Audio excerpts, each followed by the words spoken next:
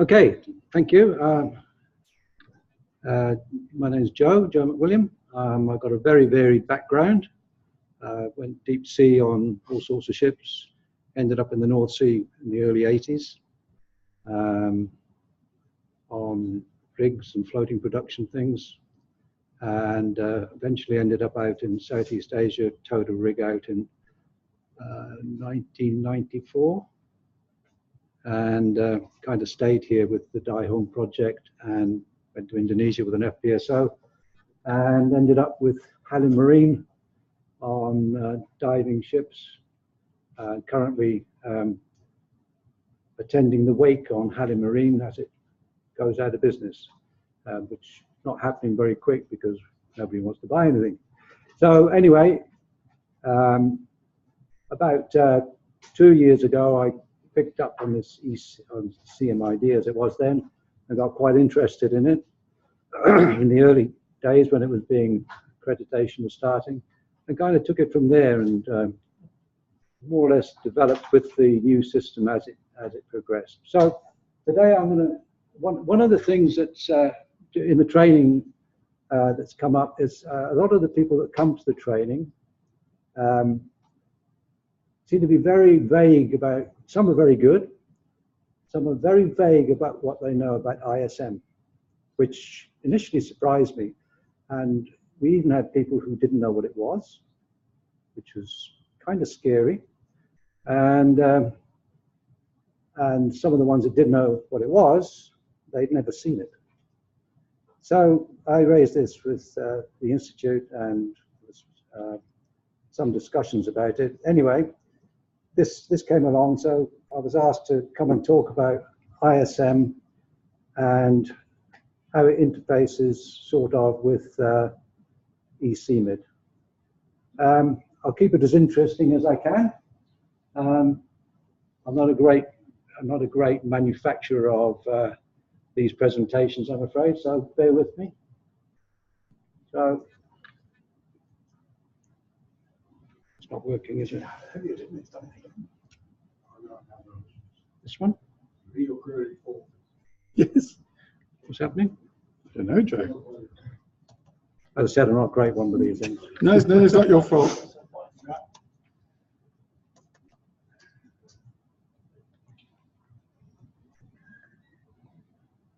Try now. Okay. And also, excuse me if some of the slides look a little bit lonely because I did it on the square version, not the widescreen. Okay, so I have to be transmitted.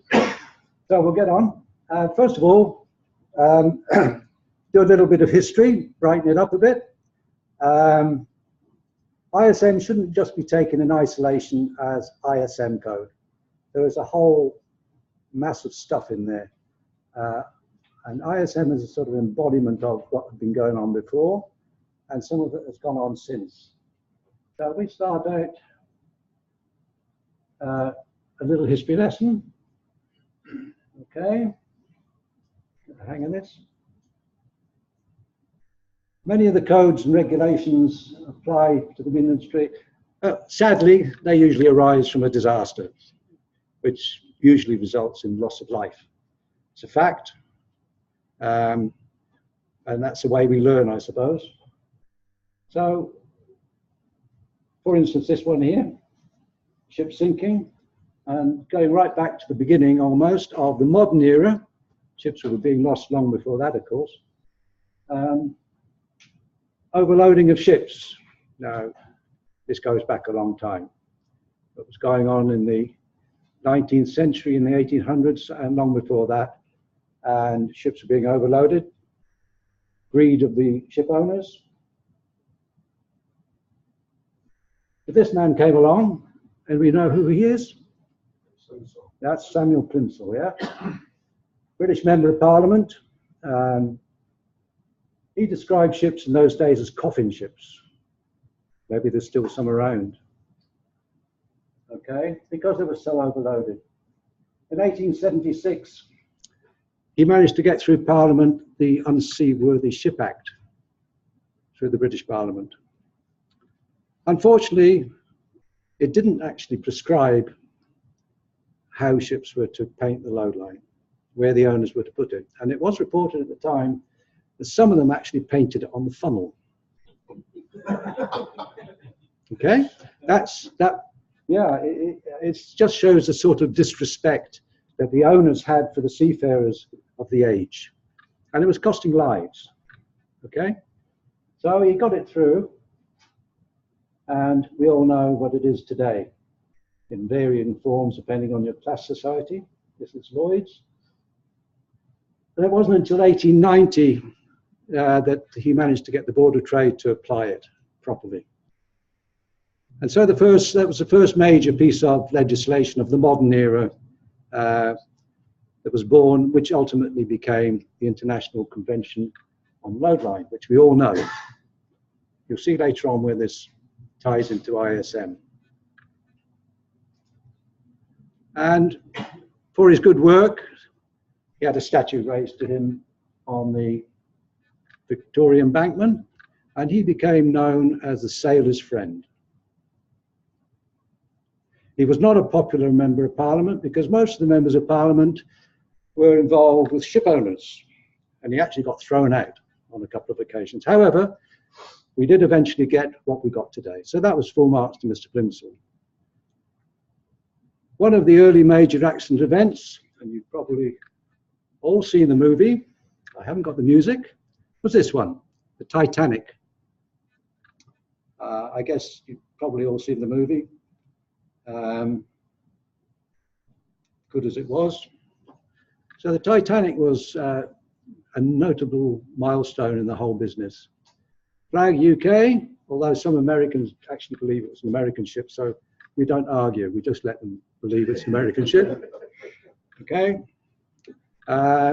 Well, maybe keep calm and carry on was a sort of British way in those days and age. She sailed on a maiden voyage from Southampton, as you probably know, in April 1912. Last port of call was Cove in Ireland. And she had 2,208 passengers and crew on board. On the evening of the 14th of April, she struck an iceberg, and she sank in the early hours of the 15th. 1,503 passengers and crew lost their lives, which gave a bit of shock to people of that day and age, especially as some of them were very wealthy. There were 20 lifeboats on board, could accommodate 1,178 people. There were between 2,208 and 2,224 souls on board. So we're short of about 1,000 spaces in the lifeboats. She had a maximum capacity with over 3,000 passengers and crew. But still, the lifeboats were only 1,178. White Star Line wanted fewer lifeboats on board so that they didn't obstruct the view of the passengers sitting on the boat deck. And also because they wanted the ship to look pretty. They could have had more lifeboats. They didn't. They weren't obliged to. She did comply with what such laws as there were at that time. She did comply. Obviously, the laws weren't adequate. As a result of Titanic, we got the one we all know today as SOLAS. So we got the load line, we got SOLAS. We're beginning to build up the modern picture of safety at sea. Next one that comes along. Now, oh, by the way, just in case you're asking, I don't remember those two. Okay. I was going to say, I don't remember those two. The next two I do actually remember, okay? The Torrey Canyon was a tanker, been jumboized a few times. Very old ship. Anybody remember the Torrey Canyon? Know about the Torrey Canyon? Yeah. Anyway, she was quite a big ship, but she'd been jumboized. And she was Liberian flag.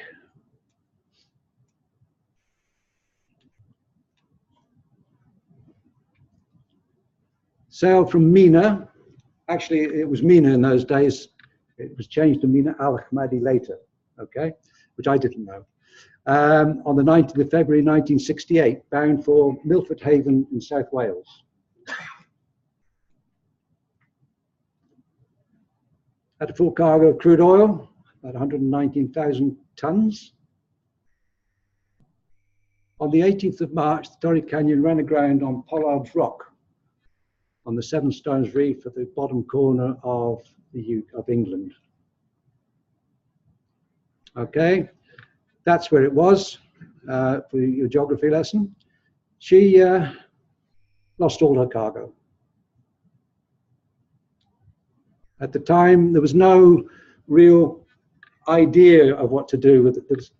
Every day, there was tankers going around in those days, carrying oil up and down all over the place. If you went down the Red Sea in those days, as I did, you could smell it because they were washing their tanks into the Red Sea, and you could smell the crude oil as you went down the Red Sea. Okay, there was no controls.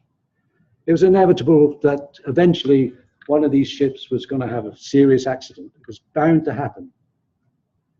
And this was it. There was a huge amount of pollution. Okay, that was the area it covered, the pollution. Okay.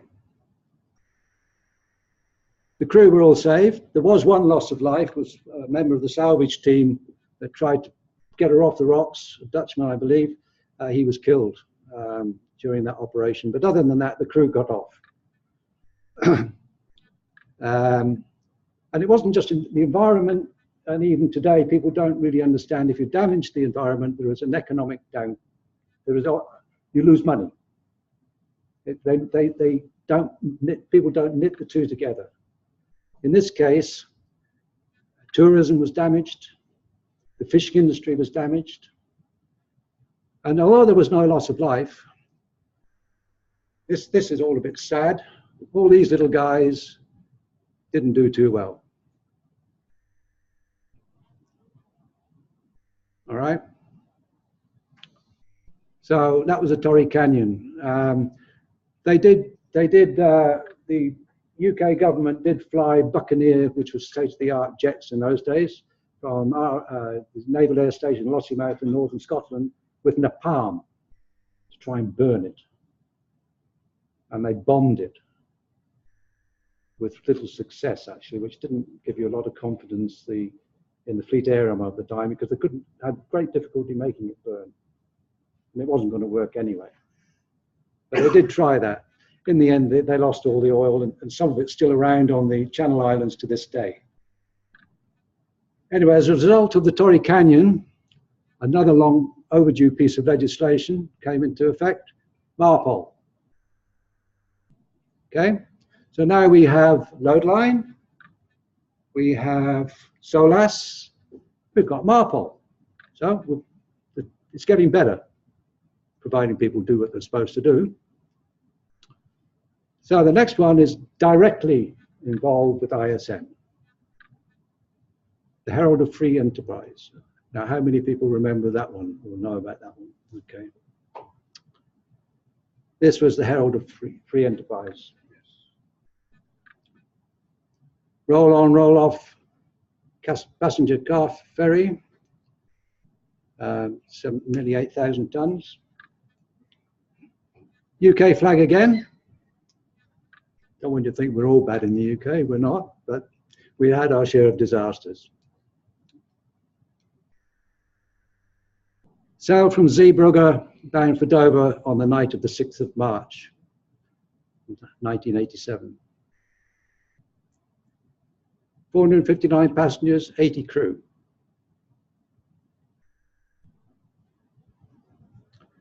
About 22 minutes after leaving the berth at Zeebrugge, traveling at around 16 to 18 knots, the bow doors open,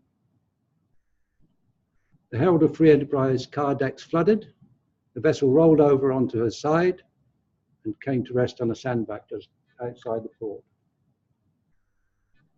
Reports vary a little bit about how long it took to roll 90 degrees. It was said to be about 90 seconds, although some people say it was around 4 minutes. It wasn't very long.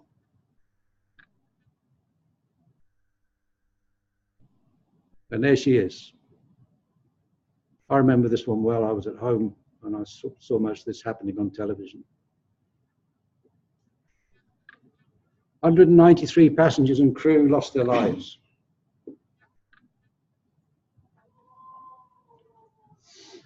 The UK Department of Transport ordered an inquiry into the loss of the free enterprise, which was held by Judge Mr. Justice Sheen, later Lord Justice. A report followed, which was particularly critical of certain members of the crew, and even more so concerning the company, Townsend Torrenson. And these are parts from the report. At first sight, the faults which led to this disaster were the aforesaid errors of omission on the part of the master, who incidentally lost his certificate for 2 years, and the chief officer, who lost his certificate for 1 year, and the assistant bosun, and also the failure of the captain to issue and enforce clear orders. The bosun, by the way, was responsible for closing the bow doors. A full investigation into the circumstances leads inexorably to the conclusion that the underlying or cardinal faults lay higher up in the company. So often in these disasters, it's easy, and same with planes, I think, it's easy to blame the pilot or blame the captain. Very often they're dead. Okay? Very few times, it's getting better that the blame actually goes where it, up the tree where it actually probably belongs. The board of directors did not appreciate their responsibility for the safe management of their ships. They did not apply their minds to the question, what orders should be given for the safety of our ships? The directors did not have any proper comprehension of what their duties were. That's scary. This was a big, well-known company, and frankly, they didn't know what they were doing. And this ship sailed with bow doors open. There was very little training, very little instruction, very little good on-ship management. Some of the relieving masters, I think there was 4 masters to assign to each ship. Some of the masters had actually raised issues with the company. Brick wall. And all concerned in management, from the members of the board of directors down to the junior superintendents, were guilty of fault in that all must be regarded as sharing responsibility for the failure of management. I guess today there would have been corporate manslaughter charges. In those days, there wasn't. So the master lost his license for 2 years. The chief mate lost his license for 1 year. These people, nothing. And this is really damning. From top to bottom, the body corporate was infected with the disease of sloppiness. And those kind of words from a British judge are very, very harsh. It's not the sort of language they are given to using, unless they really mean it. As a result of the Herald Free Enterprise, another step along the road to make ships safer was taken, where we are now, the ISM Code. IMO latched onto this and said, we have these other rules, but the management is not working, either on the ship, on shore, together, more importantly, together, it's not working. And it's going to happen again. And IMO realized that, and they got together and they produced the ISM Code, which we have today. Now, it's been revised and reissued, I think, about 4 or 5 times since it was out. And this is it here. I always carry a copy around with me when I attend these events in training, largely because some people have never seen it. That's today's version. Where did we get hold of a copy of that, Joe? I bought this one in one of the local chart places. I can't remember which one. Yeah, chart You cut. download it. Yeah. That's what the latest edition looks like. Came into force on the 1st of July 1998 for passenger ships, oil tankers, chemical tankers, gas carriers, bulk carriers, and cargo high-speed craft, 500 tons and above. Okay. I'm not quite sure why there was a delay in getting it to the other cargo ships. But anyway, I was actually in Singapore in 1998 doing a refit on an FPSO when this came out. And it was widely appreciated. A lot of work to get it done. But one thing, the ISM Code was actually only doing or preaching what the good ship owners and the good managers have been doing for years, managing their ships safely and effectively. And it was going after the people that weren't. Now, one would have, and don't judge by name, because one would have expected a company like Townsend Torrenson to be a reputable manager. So the name actually didn't mean a lot. So there was good managers amongst companies that were probably not so highly respected wrongly in the domain, and yet the bigger companies were not doing the right thing. I was lucky in my career. See, I worked for companies, and I'll go back to, I couldn't remember the actual year, but it was late 60s when I was working for a New Zealand shipping company, which is part of the P&O group, and we actually had a management system in 1968. So good companies were doing the right thing. However, they weren't killing people. And of course, the ISM Code belongs in SOLAS. So it all comes together. The part that really interests us, I haven't really got time to go into the whole thing. It's not a big book, but it's part A, in the implementation, which is only 8 pages, 12 sections, okay? Sorry. Part A. So we got the general definitions, objectives, application, and the functional requirements of a management system. This isn't rocket science. This is common sense. This is easy stuff. You don't have to write 10 pages of procedures for opening the forecastle hatch, because nobody's going to read it. It has to be what people can use. And Jolly Jack on deck, he is not going to read all this stuff if it's in the form of war and peace. It's going to be meaningless. Safety and environmental protection policy, well, okay. Company responsibilities and authority, so they nailed that one down pretty quick. They don't, it's not just, not the captain and his crew that's going to get nailed every time. They're going to go after the company. Designated person, this was the link between the ship and the office. Sometimes misused, or not misused, what's the word? Not understood what a DP, or we commonly call DPA, what a DPA is supposed to do. All right? He is not the company safety manager. A lot of people think he is the safety manager. He is not. The DPA is the link to top man. He's got a line to the boss. So there's no blockages in between. That's the idea. The master's responsibility and authority.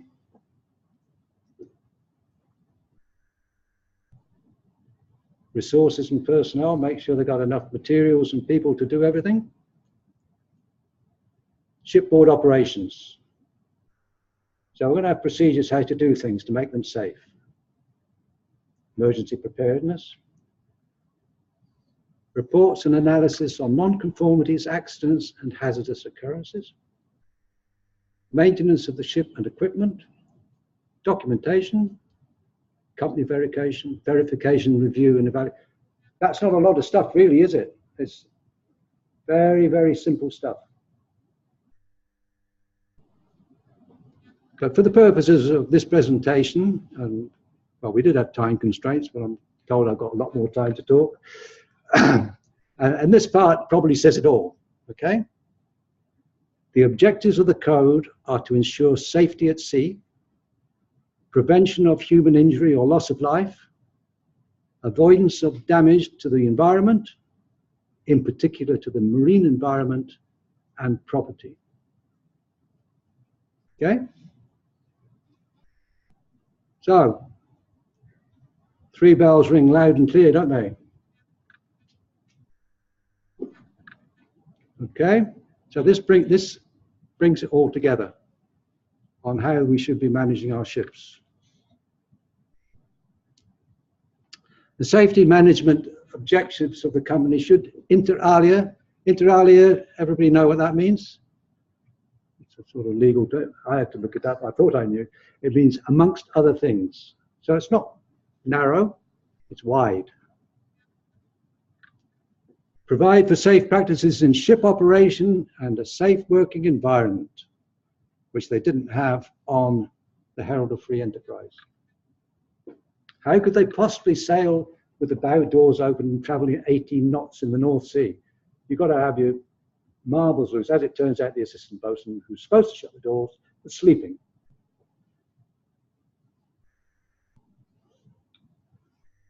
Assess all identified risks to its ships, personnel, environment, and establishment of appropriate safeguards. When ISM first came out, it was people embraced it, and most people I was around, and they did it properly. As time went on, it was seen as a lucrative business. Okay, it became less of a must-have, less of a want-to-have, and more of a must-have. Tick in the box. Okay, so instead of being committed to doing it, we just wanted to have it so that when people came to check your certificates, oh, we got a box, we got a tick. Okay, and there were numerous small organizations around the place who would chuck you out an ISM management system for a few dollars. They might never have seen your ship. Oh, it was good business. I wish I'd been in it, actually, because some of them made a lot of money out of manufacturing ISM management systems for ships they'd probably never seen. I'll give you a couple of examples. I saw one management system for an offshore vessel, okay, which will remain nameless, that discussed the use of inert gas on board. You all know what inert gas is and its use on tankers. Yeah, well, incredible, I couldn't believe it. That management system had been approved by a class society. So since 1998 to this day and age, have we actually gone forward or backwards? I saw another one that said that in the case of an oil spill, they should call Aberdeen. This was for a ship working locally here, an offshore vessel. Again, it was a system that had been approved by a class society. But the interesting one there is assess all identified risks. This came in a bit later. You're supposed to risk assess your vessel, identify all the hazards, and then produce your procedures to mitigate all these hazards. That's what you're supposed to do. It doesn't happen. It doesn't happen. People don't do it. Very few people take their ship, go on board. If you transfer a ship from one owner to another, they will just simply take your management system comes off, their management system goes on. They haven't looked at the risks that they're buying, because they've got a management system that fits all their ships, all 50 of them or whatever. They're not the same. Continuously improve safety management skill of personnel ashore and aboard ships, including for emergencies related both to safety and environmental protection.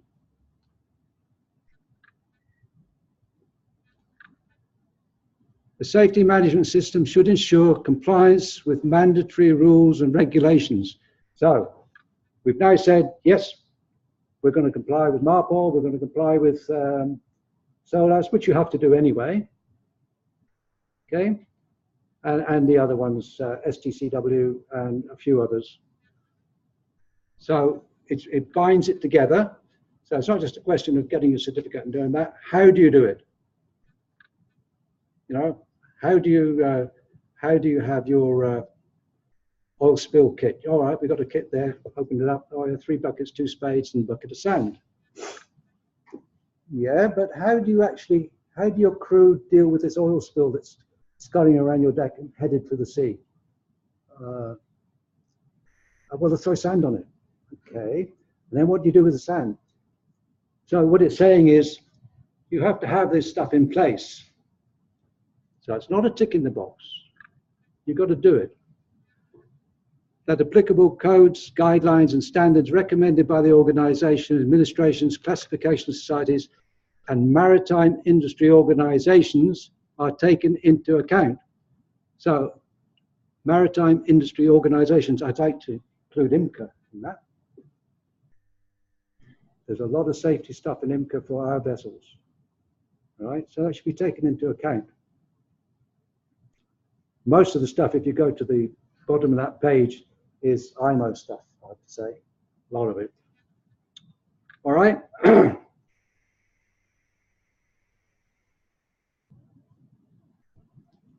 So we're back to this one now, Common Marine Inspection Document. So where does it fit together? So the contents are vessel particulars, previous inspections. The brackets at the end are the number of sections, okay? Index of certificates, 55. Safety management system. Now, stop there.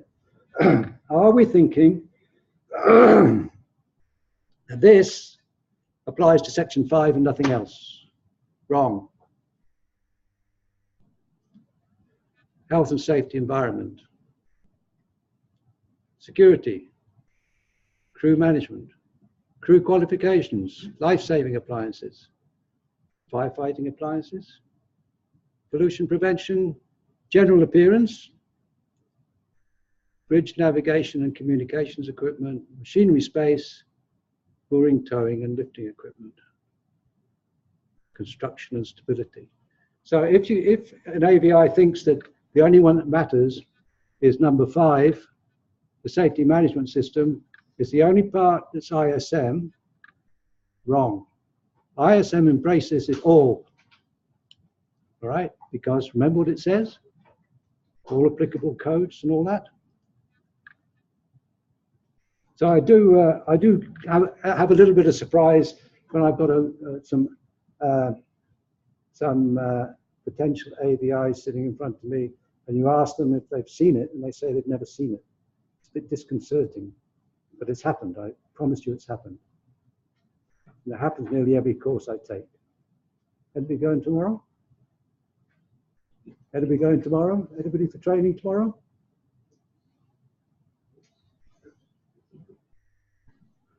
You know I asked this question.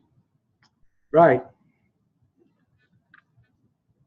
So, list of contents for M149 on the previous slide. It can be seen quite clearly that they relate very closely to the requirements stated in the ISM Code 1.2.1. All right, all those things are to do with safety, environment, protection, loss of life, damage. Okay.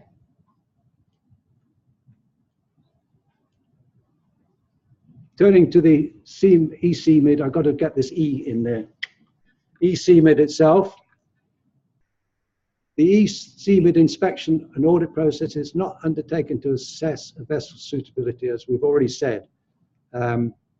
Many of the applications that come in are full of suitability studies, but very little ISM, safety, direct. Okay, they say it's suitable to do this job. That's not what it's about. I think Mike said earlier. It's not suitability for an industrial operation. Rather, its aim is to enable an assessment of the vessel's operating safety status by examining all aspects of the safety management system. That's a tall order, because some of these management systems are huge. I don't think they're any better for being huge, but some of them are big. And you've got maybe a day, 2 days to do an eCMID. It's not a long time. You cannot go through a whole management system in that time. All right? But you get a pretty good idea reasonably quickly when you go and have a look and ask a few pointed questions. Is this ship actually doing the right thing or not? Okay? Many are, some aren't. Like all such audits, the CEC Mid process provides a snapshot. You can only get a snapshot of what you're doing. You don't have time to go through the whole management system and audit it. You've got to come away with an opinion based on what you've seen. And if you happen to ask a couple of questions, for instance, if you say, safety meeting, Captain, when was your last safety meeting? Wait a minute, I'll go and look. Hey, you don't know when you did your last safety meeting? So you probably want to explore that one a little bit further. So you can tailor your own questions. You can get a very good impression with a couple of pointed questions. If the captain doesn't know when his last safety meeting was, well, show me the minutes of the last safety meeting. Chief mate, where's the? Oh, so you get there's ways and means of doing this. Anyway, but it's still only a snapshot. The ISM code does not apply to small workboats, but it does say this. This document contains supplementary sections for different types of vessels and may be used for inspecting any type of vessel covered in the EIMSW criteria, i.e. less than 500 tons gross and less than 24 meters. They're not required to comply with the International Management System or ISPIS. Although it does say this, principles outlined within the two codes are worth following. There's an exemption there, Joe, too, in that high-speed craft go under the ISM Code are generally less than 500 gross tons. Sorry? High-speed craft. Oh, right. So I mentioned crew boats earlier on. Crew boats go under the high-speed code, most of them, and they're under 500 gross tons. Yeah, okay, that's right. So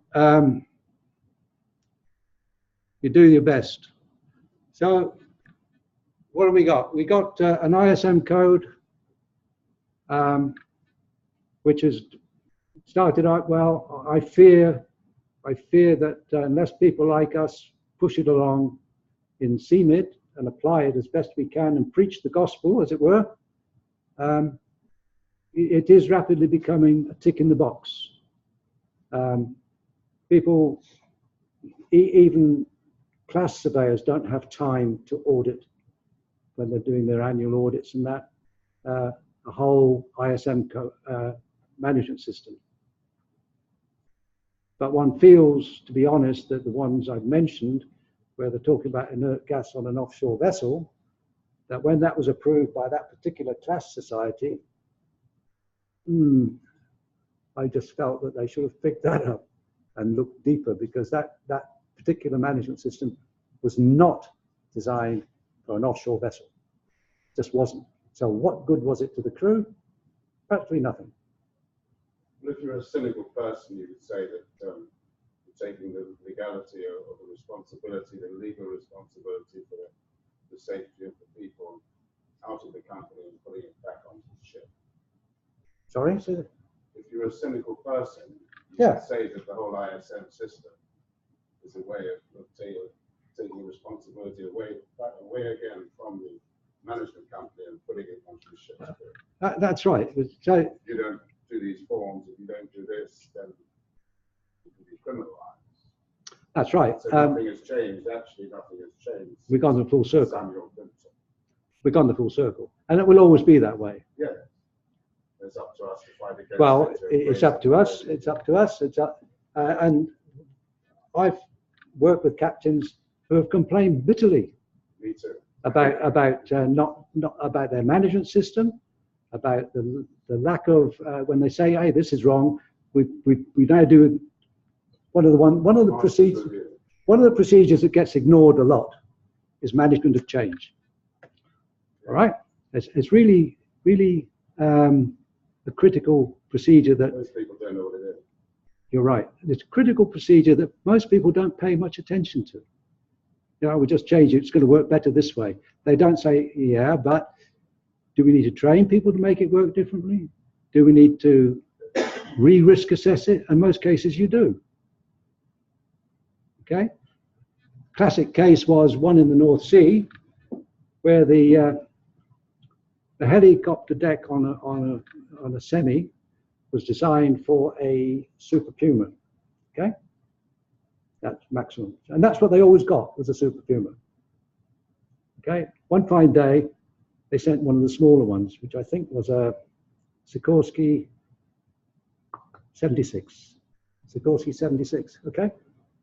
On the Super Puma, people used to walk around the heli deck in front of the thing, provided you didn't touch the radar, get burnt. You could walk under the rotors. It was so high up. Okay. And that was fine. They used to go and get the baggage out, throw it off. Then one fine day, a Sikorsky 76 came in. And one unfortunate, and they did an exercise, which I still don't really understand.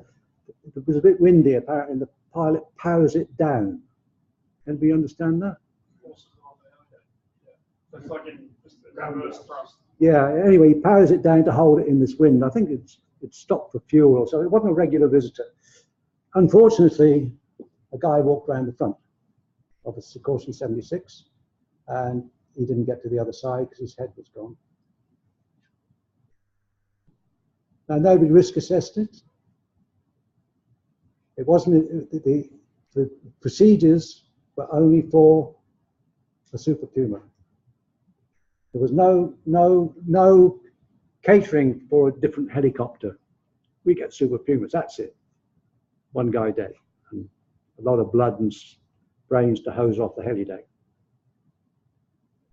So management of change is important. I've seen there's no reason not to change things. That's the essence of good management. Is change. It's great, but manage it, and that's a procedure that is. We're digressing a little bit now, but that is one procedure that I've always been hot on. I can tell you now, in the last 10 years that I've been doing my particular function, right?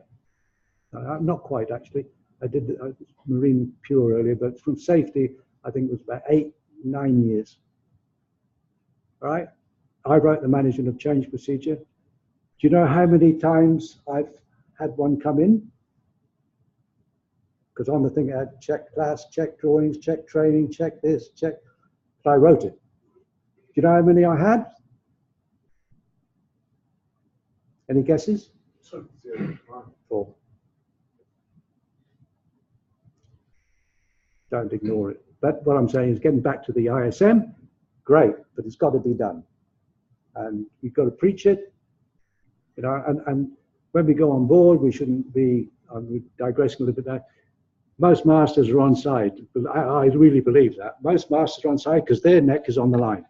Most masters are on side and they want to do it. Getting back to the Herald or Free Enterprise, that mentality onshore, by the way, I'm a mariner, it still exists. It's still alive and well. It's difficult to change, but that's what we've got to do. So I'm not an expert on ISM. I applied it since it came out. I believe in it. I preach it to my superiors. I preach it to my subordinates. If you really want to know a lot more about it, I don't get any money for this, by the way. I do recommend this book by a gentleman called Professor Phil Anderson. Okay, it's not cheap. It cost me, I think this third edition cost me about 120 quid or something. Not cheap, but I like the topic. I actually think his second version was better, but anyway, I had to update it because of the changes. If you've got the time and the inclination to read more, I do recommend it. It's very, very good. And you know I produce this at every training session as well. But not many people have got time to read it. And there have been, and it's got legal cases where we've gone to court where ships have been found guilty of not following the ISM. One case in the North Sea was where a ship dragged up a subsea cable, expensive, dragged his anchor across the cable. When they went, and of course they started to look for people to pay the bill. So the lawyers get hold of it, and lawyers being lawyers, they managed to dig in. They turn all the stones over because somebody's going to carry the can, right, when the law gets in. And they found out that the chart wasn't up to date. Then they went back and they traced it all the way back to they weren't doing the management system, did not have a good procedure for maintaining up-to-date charts. Ship owner, pay the bill. Okay, and there are lots of cases, very interesting cases. Car carriers going on fire in the Gulf, and lots of good cases, well worth a read. But ISM is important, but it's global. It's not that. How to manage our ships safely. Okay, that's it. That's all I've got to do. Finish. Lunchtime. Yeah, seriously, any questions? I have a question for you, Joe. One of the things since I came into this whole business as a non-marine person 3 years and a bit ago, the thing I find most distressing is I get all of these feeds every day coming through my computer, telling me about this ship's gone down, this incident has happened, people dying every day at sea. Now, is that because they are not applying ISM, or is it because they are applying it, but things happen at sea and we just have to live with that? No, I don't think we have to live with it or die with it, whichever one you want to do. If people die at sea from the result of an accident, or even die as a result of ill health, you know, were they fit to go in the first place? Happens. You know, in my time at sea, I had 4 deaths, I think, and at least 2 of those guys probably shouldn't have been there, but they had a medical. Because in those days, it was a standing joke that you went for your Shipping Federation medical and you spoke in this ear, and that was good enough. If you said, yes, I hear you, you were good to go. Go. Okay? No, I don't think we have to accept it. But then you get into the reporting. Another procedure is reporting accidents. Most people don't want to report accidents because either there's a blame game going on from onshore, which puts the fear element into it. And there's a lot of that goes on. Oh, you've had another accident. Why have you had another accident? Well, you know. Safety is a blameless culture. Yeah. It is. It should be. It's not. You know, I mean, we fight against it all the time. It's to do with awareness. People that own ships these days are nothing different from what they were before, banks and stuff. You just have to struggle and embrace and mentor. You would say yes. I don't think there's any. You're losing battle, not. I don't think there's any reason why anybody Promoting awareness. should die at sea. I mean, yes, we will have accidents. We will continue. The point is, what do we do when we've had the accident? You know, or the difference between a fatality and a near miss is this far, right? If I'm standing here and it falls there, it's a near miss, and then it's reported. Never mind, it's only a box fell off. I had one a few years ago. This frozen chicken fell out of. Hilarious. Everybody thought it was hilarious. The frozen chicken incident. That's Joe with his frozen chicken. However, I don't know if you've ever picked up a box of frozen chickens. Not good. Falling from 10 meters in the air, even worse. But they thought it was hilarious. However, had the guy been standing here and a box of frozen chickens fell on his head, he'd be dead. So just without being controversial, because I've had this conversation actually with somebody yesterday, but also in the last few months. The suggestion that one of these ships carrying 20,000 containers eventually is going to come to grief, or one of these fantastic cruise ships now carrying 5,000 passengers and 1,000 crew is going to come to grief. So we have to wait for that to happen before the next version of ISM comes. And Already to me, happened. Passenger ships, rather than container ship on the ground, it's already happened. Well, no, I'd like to think that that we don't have to wait for it to happen, that somebody will pick up on something going wrong or not being managed effectively beforehand. Inevitably, human beings being what they are, you're going to get some dumb cluck like the one in Italy that decided to go and wave to his mate on the beach on the Pazzi boat. I can't remember the name of the ship now. Yeah, I mean, how do you deal with idiots? You know, I mean, he shouldn't have been on the ship. I also think, I don't know, I never found the outcome. Was he smoking wacky back? Was he wacky backy as well? Was he on the drink or drugs as well? I can't remember. There was something about him anyway. I think he had a lady as well. But no, I mean, you can't cater to idiots. The only way you can cater to idiots is to identify these idiots before the company puts them in command of one of their ships, or try to. It's not impossible. I also say it's the flag state as well. ISM code is there internationally, but how flag states determine what the code is. You go to Panama, you go to St. Vincent's, Marshall Islands, to the UK standard, to the Australian standard. Surveyors want more information for ISM code, so it's flag states must implement on their own ships. Yeah. Not certain place. Right, and Well, you've got the grey list, you've got the black list, and the white list. but again, there's good flag states and mediocre flag states. I'm not going to say bad, because I'm not sure I'm speaking to. But there are some flag states are not so bad. I mean, at the end of the day, the flag state is not managing the ship. The owners are, or the ship managers. The flag state might accept whatever they get, right? Might accept whatever they get if class, it's usually class stamps it, like safety management system. But at the end of the day, trace it all back. It's the owners and ship managers are running the ship. Flag state's not running the ship. They issue the DOC. Sorry? Say the DOC is issued by the flag state that the compliance to the code. Yeah. And I said before, I had 3 Panama ships that were not accepted by the UK because the ISM code was insufficient to what they wanted. Whereas the MCA want a good code, a good standard, but certain flags have a low standard of the ISM code, won't be accepted. Like the oil companies now won't use the grey list, okay? Won't use ships on the grey list. Simple as that, because the standard is so low. And then you've got the class societies, they come in with 2 hats on. They come in as the DMV, ABSDB, he's doing a survey, next day come in with flag state hat.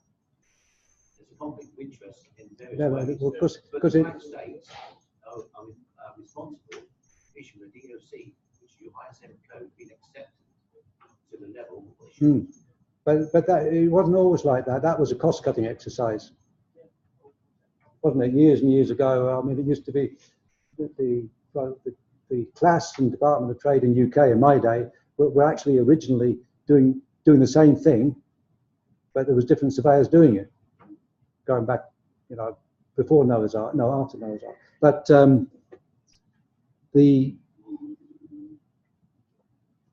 they will do what they have to do. I mean, there's some class surveyors are very good, but again, they're limited about what they can actually do in the time. And the DOC, the last one I saw done, I mean, the books were all stacked up on an office desk. Basically, that was it.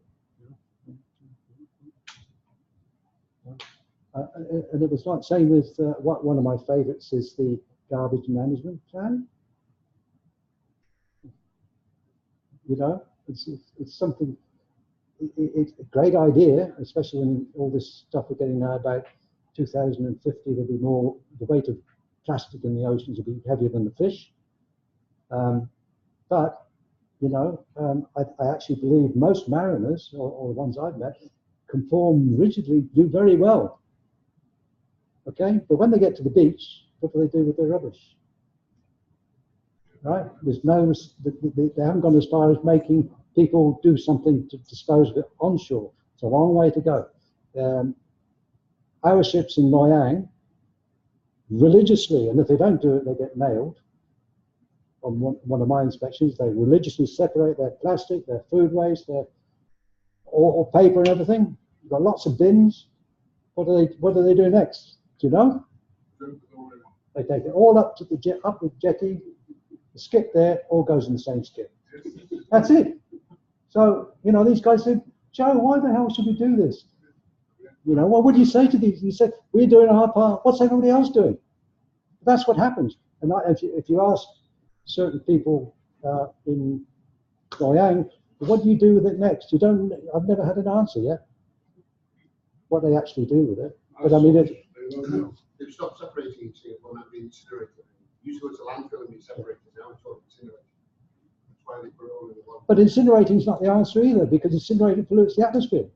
When you burn, you know, this plastic is polluting at every stage along the way. When you manufacture it, when you use it, when you dump it, when you burn it, it's just one history of pollution somewhere. So incinerating, yeah, but you've got to breathe it next. This is Asia. So, you know, It'll take time. I saw a program last night about the green turtle in Cyprus. Did you see that? Yeah. Well, they got this green turtle and they opened it up. Then they got in the contents of his gut. They put it out and they started picking out all the little bits of plastic. It's not good. And then in the end, we're going to eat this. Sorry. Joe, just a quick question on what you've Oh, summarized. I like quick questions, quick answer. Most of these codes have come in and around incidents of either British flag vessels or the UK Coast Line. Liberian flag, yes. But I want to ask you, in that context, there are enough incidents here with the Korean ferry Seoul, where a 70-year-old master, the Costa Concordia, where you just mentioned about a black master probably too eager to show off to his pole dancing girlfriend what he can do with maneuvering skills. I think there is a hole, I want your views on it, in the ISM system, where the mentoring of the master or the controls over the command is not as tight or as scrutinized as it ought to be, particularly so from the shore side of it, which is what ISM set out to be. Do you think there is one perspective? Okay, I go back a while now. I was being sent to one of the first gas carriers called the Norman Lady, which is an 88,000 cubic meter LNG ship, and that was a company that was probably not the top line in those days, but it was to me, it's a job actually. But anyway, I went to them and they said, okay, you've got a bit of gas experience, we'll put you on the ship. They actually sent me to Harley Street. Everybody know where Harley Street is? It's in London. It's one of the top flight medical. Ordinary humans do not go there. Okay? This is for other people who drive big cars and everything else. And they sent me to see a Harley Street psychiatrist. Seriously. I was amazed because I felt okay. Right? But they did that to all their senior officers. They sent them to this Harley to see that they were actually okay. As it turns out, I thought the Harley Street psychiatrist was crazier, much crazier than I was ever likely to be. But that's, they did. A company called Murray's Marks, that was. Leadership training is. But when I got my command, I was taken up to the head office for 2 days. But I know now we recruit masters. Short of a master on X ship, we go get us a master from somewhere, Eastern Europe, whatever, cheaper than British and Australia. Get us a master. Up he comes. The company have never seen this guy. Never seen him. Never spoken to him. So you got the superintendent's never spoken to him. Nobody's spoken to him. On a plane out to Singapore. That's your ship. That's it. They don't know who he is. They don't even know if the guy has a criminal record. They don't know anything about him. But that's going on as we speak, every day. So does it need to have a... So exactly. But it's going on every day. It can't happen. So what's going to happen? Well, that's why we have CMID and OVIDs and all this We stuff. can only contribute. We can't govern it. We as CMID people can only contribute and hopefully make, for our little corner of the industry, make it better. That's all we can hope to do. And if we come away from a job, say, well, I think I've done the best I can and made it a little bit better today, then you can sleep well. But if you come away frustrated and feel you basically signed off on something and you didn't bother to check, or you didn't have time to check, more often the case, you can only do what you can do. You know, we're not all gods. My question is, opening up with the UK flag vessel. I've been involved in two vessels. One of them at the MAIB report has already come out on that vessel, UK flag vessel, come out of Jebel Ali Channel at 10.9 knots, hit a loaded tanker head on within 1 mile of the fairway point outside the channel. Now, what does, again, the bottom line is master's competency in question.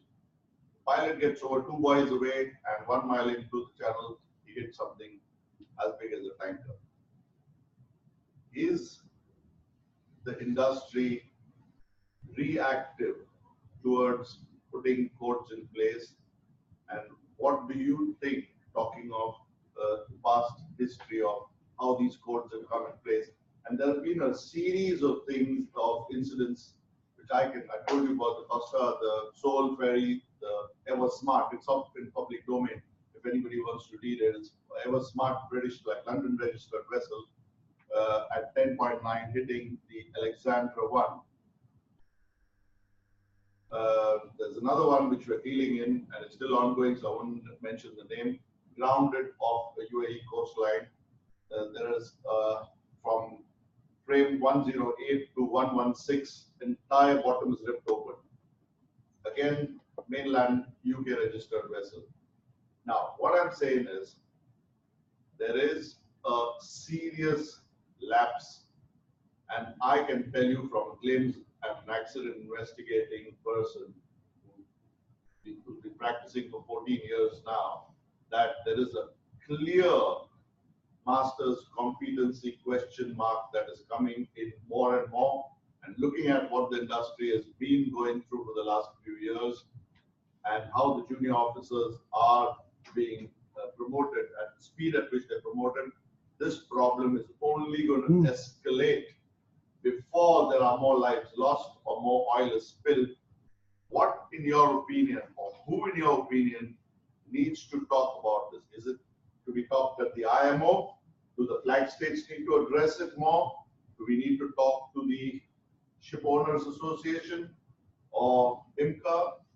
Because I can tell you, as at least my personal experience, I don't know if my colleagues in this room understand or are putting a map of this, there is a big question mark, not just the master, it's senior officers in general. There are engine room incidents as well. We just heard Hull Machinery underwriter yesterday say 40% of his H&M claims are constituted to engine room oriented claims. So there is, in my view, a trend. So for the common good, in your view, if we have to talk to somebody, who should it be as a starting point? Do you think MCA? Because I've just mentioned two flag, UK flag vessels. If we all right, we have STCW, right, which is supposed to take care of the competency of our people. Minimum standards. Down trends to minimum Right, standards. but we have that. But if we're saying now that we have, a person gets qualified for whatever job. STCW, job, here's your ticket, off you go, take a ship, right? If we're now saying, which I agree with you, because I've seen it, that some of our senior officers and masters, and in some cases engineers, you know, across the board, if we're now saying that the modern generation are littered or getting persons who are actually not qualified or not getting competency, qualified, in different things, or experience, if the standard is not good enough to keep our ships safe, then all these bodies that you mentioned should get themselves back to IMO and say, hey, IMO, we have this problem going across the international shipping industry, that our senior people, although they get the qualifications, they are not good enough to avoid another disaster. If that is the case, then all these bodies, class, flags, MCA, should get themselves back, raise it with IMO. We need to get a conference together. What are we going to do about it? Not wait for the accident. But I promise you, that's not going to happen, is it? But if we're, I've heard this said many times. I hear it in particular with DPOs actually, that they can't handle the ship when it's not on DP. I think the way one perhaps method could be that because people don't have the competency at that rank before they take over the responsibility and duties, perhaps a minimum time at that rank before you're promoted to the next rank. So if a third officer has been third officer for 3 years in his discharge book, then he can move up to second officer for 2 years, and then chief officer has to sail on his discharge book at a minimum of 24 months before he's considered for master. That's already there. That already exists, but it's not. It's been cut down and made less stringent in the last 10 years. I think, but if you look at the air industry, quite different. No? I used to smile at the aircraft industry because I used to walk around ships to see hydraulic leaks all over the bloody deck. It used to piss me off. Sorry. So it used to get me angry, okay? And I used to say to the owners, how come that we've got to have hydraulic oil leaking all over our deck? It's only a simple coupling. I bet these things flying around up there don't have hydraulic oil leaks, or these things ain't going to work. So what's the big deal? You know, it's true. So, you know, but unless they get together and talk, but at the moment, if they're working in isolation, and I do agree. I think, Mike, you might know something about it. You've probably heard more of it than I have. DP, senior DPOs, and that I've heard from comments. I won't use the word complaint, that they can't handle the ship. They don't get off the sticks. They don't. That's masters as well these days. Yeah, they just can't do it. They've got so much power and so many clusters. They've never been challenged to do it. That's right. So if it's there, then IMO, it needs to go to IMO. IMO are the head people. They're supposed to handle this.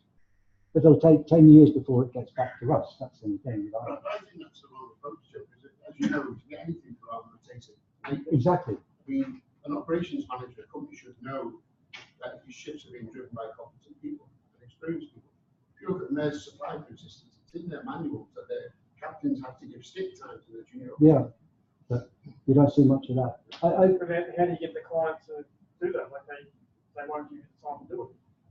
Oh. It's just impossible. See, the thing is, at the moment, there's a shortfall of over 20,000 seafarers to actually man the thousands of vessels that are plowing the oceans at this moment in time.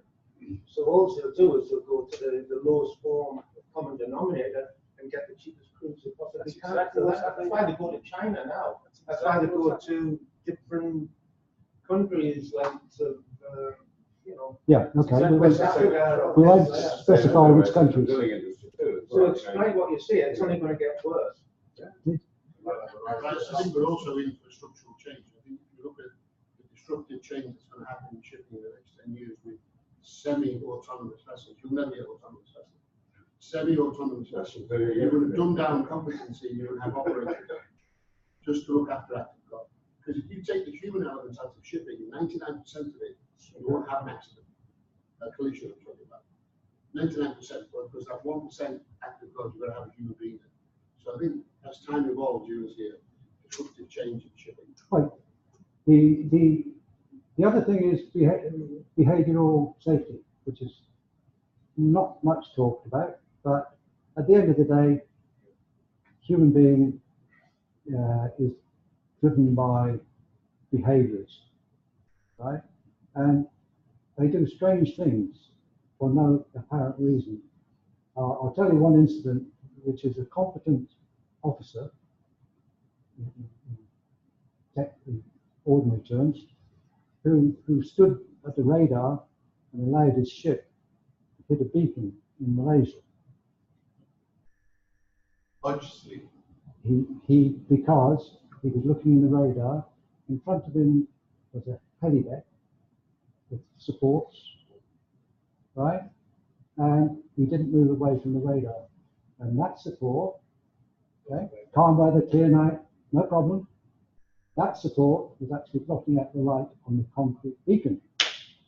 If he'd stepped this way, or this way, Chicken on his head, he would have seen it. Right? Have a chicken on his head. But seriously, in days gone by, guys moved around. Now they get stuck in one spot and they're welded to the deck. This guy moved a little bit sideways, would have seen the light, but actually he grabbed his way into this beacon and smacked the ship. It's the same, Joe, with DP incidents now. If you have a DP incident, the first thing you ask the operator was, what did you see? And they'll tell you, what about what you saw on the screen? Say, did you look at the window? Don't look at them. Don't use this anymore. But Well, it's, you know, one idea could be to like follow the passenger industry. They've got cameras on the bridges, they've got cameras in the engine room, they've got cameras on the generator flats. So no matter what happens on board the ship, if there's an incident, the cameras record everything. And I think if navigators or engineers on watch know that there's somebody actually watching them, which is linked to the SVDR, you can guarantee that incidents and accidents perhaps just might come down. That exists. That's currently on board my ships. Yeah. Did it bring accidents down? No. Not There's so much screens that control them instead of walking around in there. Everything's recorded 24 hours a day. It doesn't reduce that. There are nav audits that are happening in PDR screenings offsite, and there are findings, but they're not. but when it, I think it purely comes down to lack of training, lack of experience, lack of leadership skills, and lack of people on board so that you can do that training. You can't, like, you look at just recently, the last couple of years being a seas master, you get into the crew mess and 3 or 4 people are on a ship with 20 or 30 crew because they're all on rotation, they're all working. There's no other extra officer sit or watch, or you get guys straight out of school, straight into a DPO position, do the minimum training. All of a sudden they're on watch by themselves, and they'll do that for 2 or 3 years, get promoted to 3rd, 2nd, 1st officer, chief officer, and the master, but there's no one there passing on those leadership skills, that hands-on training, because there's no one there to do it. There is nobody there. They're just on that watch. That guy is standing by that radar because he's been standing there for 6 weeks doing the same thing. There's nobody else there with him. Where was the lookout? Probably doing rounds downstairs because there's nobody to do rounds. It's just there's just nobody on these ships anymore. Well, that's the negative side. I mean, I go on a lot of ships with a lot of different crews and captains and stuff, and they're fine. They're absolutely, you get impressed doing, oh wow, this is good. It's a different, each one is unique. You get sickened by some of it, and then some of it, oh wow, look at this thing. And the people that are well trained are equal. They're from all sorts of places. So you can't. I think it's a percentage thing more than anything else. Yes, there are more accidents, but then there are a lot more shit. But you have to sort of just hope for the best, I guess. Because you can't give up your enthusiasm for it. You can't get depressed about it. Because there are many times that, in fact, more times that you are impressed than not. Within 5 minutes of going on a ship what you're going to see. Exactly. Just talk to a couple of people. Which gets down, Get your knife and you're going to open up a crack. which gets down to the experience of the AVI. Well, yeah. All right. If you're experienced, most people who been involved with ships for any length of time. You walk on the ship, you get a sixth sense very, very quickly if it's a well-run ship or a junk ship. You know, you get, It's going to be a long day. yeah. You get, and on the subject of training, would a pilot be allowed into an aircraft, a jet, passenger jet, without having this number of hours on the thing? But the thing there is what we were saying about the guy on the sticks. Pilots don't fly them anymore. The computer flies them. So you get this feeling now. What happens if it starts to go wrong? The computer dumps or whatever. That's why they do a lot of simulator work. Yeah. Just in case. But we used to do like, they still do simulators. But your typical SQ pilot today is doing as much simulator time as does sit time. More simulating. I got two pilots in my family, my daughter and my son, flying 787. They do more simulator time than like that. But that's comforting.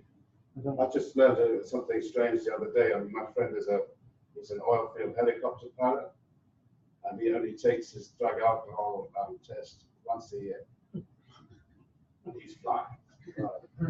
We go to the Macron Sea Tamarack, we go everywhere, and you know everything. But pilot, no, once a year. I'm just amazed. I've never had that before. I just thought I'd leave that forward. Any final points for Joe? Otherwise, I think it's probably time to go and get a bite to eat. You're well over your, No, it's Joe, it's fine. well over your time now. That's it. I would like to thank you personally for giving us a bit of a sober insight into ISM. And what can I add? I mean, I can't have much really other than to say it's really very, very important. And as I say, my sadness comes every day still with people dying. And I do say that, I mean, you made the point, as an eCMID ABI, as long as you can come to the end of your working day and know that you have made a difference in your small way, then I think that's really, really what it's about. And I commend you all for that.